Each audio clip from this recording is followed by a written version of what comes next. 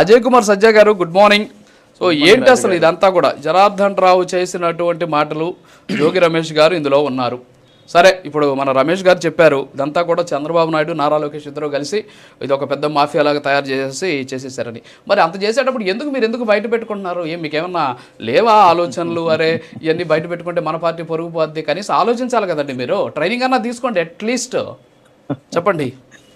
Good morning రాజు గారు, మీకు ప్యానెల్లో ఉన్న పెద్దలకి అదేవిధంగా ప్రైమ్ లైన్ వీక్షకులందరికీ కూడా.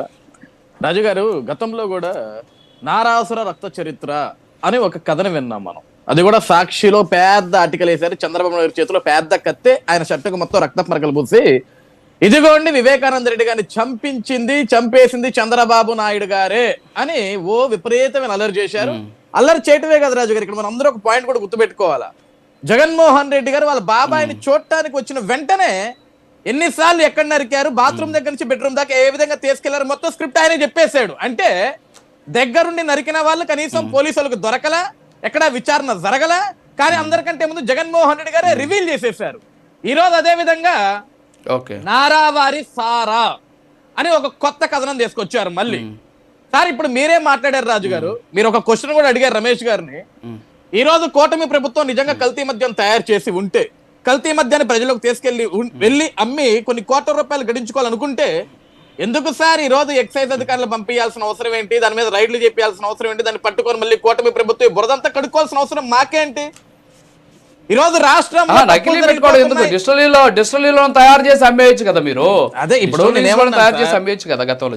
అసలు అట్లా కాదండి, అసలు విషయం బయటకు వచ్చినప్పుడు దాన్ని క్లోజ్ చేసేయచ్చు, ఎవరు మాట్లాడకుండా చేయొచ్చు, మీడియాల నోర్లు మూపించేయొచ్చు. గతంలో వీళ్ళు మూపించేశారు కదా, కనవేం జరగట్లేదు కదా. ఈరోజు సాక్షాత్ ముఖ్యమంత్రి గారు బయటకు వచ్చి దాని గురించి స్పందించారు.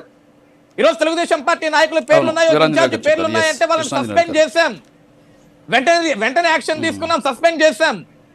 ఇదే అద్దేపల్లి జనార్దన్ రావు నిన్న ఏదైతే ఒక వీడియో మాట్లాడాడో, ఈ రోజు వైసీపీ నాయకుల దగ్గర నుంచి నిన్న జోగి రమేష్ కూడా అదే అంటాడు, నా మీద కుట్రకోణం చేశారు, నా పేరు చెప్పించారు, నేను తిరుమల కొండకొస్తా, దుర్గమ్మ కొండకొస్తా, నా బిడ్డల మీద ప్రమాణం చేస్తా అని ఇన్ని మాట్లాడుతున్నాడు కదా. ఈ రోజు నేను ఒక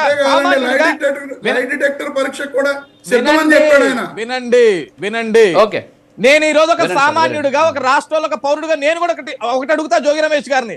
నాడు నారాసుర రక్త చరిత్ర మీద, నీ కన్న బిడ్డల మీద, నీ కట్టుకున్న భార్య మీద, దేవుడి మీద ప్రమాణం చేస్తావా?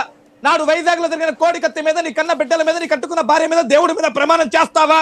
నాడు గులకరాయి మీద, నీ కన్న బిడ్డల మీద, నీ కట్టుకున్న భార్య మీద, నువ్వు నమ్మే దేవుడి మీద ప్రమాణం చేస్తావా? ఆ రోజు ఎందుకు గుర్తుకు రాలేదు ఈ ప్రమాణాలన్నీ? ఈ రోజు నన్ను కావాల్సుకొని కుట్రలు ఇరికిచ్చారంటున్నారు. సార్ నిన్న కొత్తగా ఎత్తిన అంశం ఏంటంటే కులం. నేను పలానా బీసీ కులానికి సంబంధించిన వ్యక్తిని కాబట్టి నన్ను తొక్కాలని చూస్తున్నారంటే ఎంత దౌర్భాగ్యం.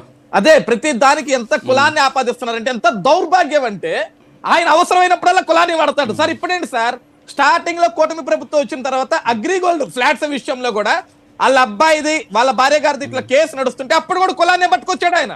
ఈ రోజు కులాన్నే పట్టుకొచ్చాడు. సార్ ఇక్కడ నేను ఏమడుగుతున్నా, నిన్న నిజంగా అద్దేపల్లి జనార్దన్ రావు గారితో భయపెట్టో బెదిరించో, ఆయన ఏమన్నాడు, వాళ్ళ భార్య బిడ్డల్ని కిడ్నాప్ చేశారు, బెదిరించారు అంటున్నారు. బెదిరించి జగన్మోహన్ రెడ్డి గారి పేరు కదా సార్ చెప్పించాల్సింది. మేము ఆల్రెడీ ఆంధ్రప్రదేశ్ రాష్ట్రంలో కల్తీ మధ్య వ్యవహారంలో గత ప్రభుత్వంలో జరిగిన కొన్ని కోట్ల రూపాయల లావాదేవీలు అన్ని విషయాలు బయటకు వచ్చి ఆ పార్టీలో ఉన్న ప్రతి ఒక్క సీనియర్ తలకాయలు మొత్తం అరెస్ట్ అయి కూర్చున్నప్పుడు మేము ఎవరి పేరు చెప్పించాలా? వైఎస్ జగన్మోహన్ రెడ్డి పేరు చెప్పించాలా? అతను ఎవరి పేరు చెప్పాలా? వైఎస్ జగన్మోహన్ రెడ్డి పేరు చెప్పాలా? కానీ అతను చెప్పిన జోగి రమేష్ ఎమ్మెల్యే కూడా కాదు. ఈ రోజు నిజంగా అద్దేపల్లి జనార్దన్ రావు పేరు చెప్పాలా? తంబలపల్లి ఎమ్మెల్యే పేరు చెప్పాలా? చెప్పాడా? తంబలపల్లి ఎమ్మెల్యే టీడీపీ కాదు కదా, వైసీపీ కదా. తంబలపల్లి ఎమ్మెల్యే పేరు చెప్పాడా? సార్ ఈ రోజు ఇంకొక ప్రశ్న కూడా ఉంది సార్ నాకు. ఈ రోజు రమేష్ గారు చెప్తారా, జగన్మోహన్ రెడ్డి గారు చెప్తారా, జోగి రమేష్ గారు చెప్తారా, వైసీపీ పార్టీ నాయకులు చెప్తారా నాకు తెలియదు. కానీ ఈ రోజు అక్కడున్న ఎంపీ మిథున్ రెడ్డి కదా, ఆ ప్రాంతం ఉన్న ఎంపీ. ఈ రోజు అక్కడ ఉన్న ఎమ్మెల్యే ఎవరు? తంబలపల్లి ఎమ్మెల్యే వైఎస్ఆర్సీపీ కదా.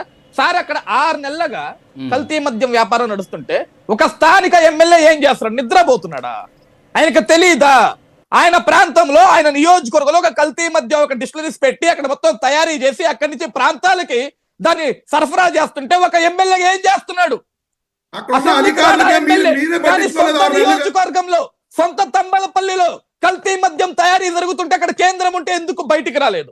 సార్ ఇదంతా కూడా ఒక కుట్ర కోణం, ఇది మొత్తం కూడా తేట తెల్లం అయిపోయింది. ఈ రోజు అద్దేపల్లి జనార్దన్ రావుకి గతంలో జోగి రమేష్ తోటి ఫ్రెండ్షిప్ చేశాడు, గతంలో కల్తీ మద్యం వ్యాపారం చేశాడు, గతంలో కల్తీ మద్యం వ్యాపారం చేసి దాన్ని ప్రజల్లోకి తీసుకొచ్చారు. అదే కల్తీ మద్యం ద్వారా ప్రజల ప్రాణాలు హరించేసిన ఆ వైఎస్ఆర్సీపీ పార్టీ ప్రభుత్వం, ఆ జగన్మోహన్ రెడ్డి ప్రభుత్వం నేడు మళ్ళీ ఈ 16 నెలల కూటమి ప్రభుత్వంలో రాష్ట్రానికి వస్తున్న పరిశ్రమలు చూసినా, రాష్ట్రానికి జరుగుతున్న మంచిని చూసినా, రాష్ట్రానికి కొన్ని వేల కోట్ల రూపాయల పెట్టుబడులతో వస్తున్న పరిశ్రమలు చూసి జీర్ణించుకోలేక, తట్టుకోలేక మరొక పక్క కల్తీ మద్యం అనే ఒక ఆయుధం మొత్తం కూడా జగన్మోహన్ రెడ్డి గారికి మెడకి చుట్టుకుంటుంటే దాని నుంచి బయటపడటానికి ఈ రోజు ఏ కల్తీ మద్యం గురించి జగన్ అవమానం పొందుతున్నాడో, ఏ కల్తీ మద్యం వల్ల జగన్ ఈ రోజు మాటలు పడుతున్నాడో, అదే కల్తీ మద్యాన్ని తీసుకొచ్చి ఈ రోజు కూటమి ప్రభుత్వం మీద, చంద్రబాబు నాయుడు మీద బురద చల్లని ఒక ఆలోచనతోటి ఈ కొత్త డ్రామాకి తెరదీశారు. నిజంగా ఈ రోజు ప్రతి ఒక్క ప్రజలు కూడా గుర్తుంచుకోవాల్సింది ఏంటంటే, తంబలపల్లి వేదికగా, ములకలపల్లి వేదికగా 6 నెలలుగా అక్కడ మద్యం, కల్తీ మద్యం నడుస్తుంటే అక్కడ సరే కూటమి ప్రభుత్వం ఫెయిల్యూర్ అయింది, ఎక్సైజ్ శాఖ ఫెయిల్యూర్ అయింది, పట్టుకోలేకపోయాదు. ఒక స్థానిక ఎమ్మెల్యే, ప్రజలు గెలిపించుకున్న ఎమ్మెల్యే గుడ్డి గుర్రానికి పల్లి దొమ్ముతున్నాడు. అక్కడ ఆయనకు తెలియదు అక్కడ ఏం జరుగుతుందో.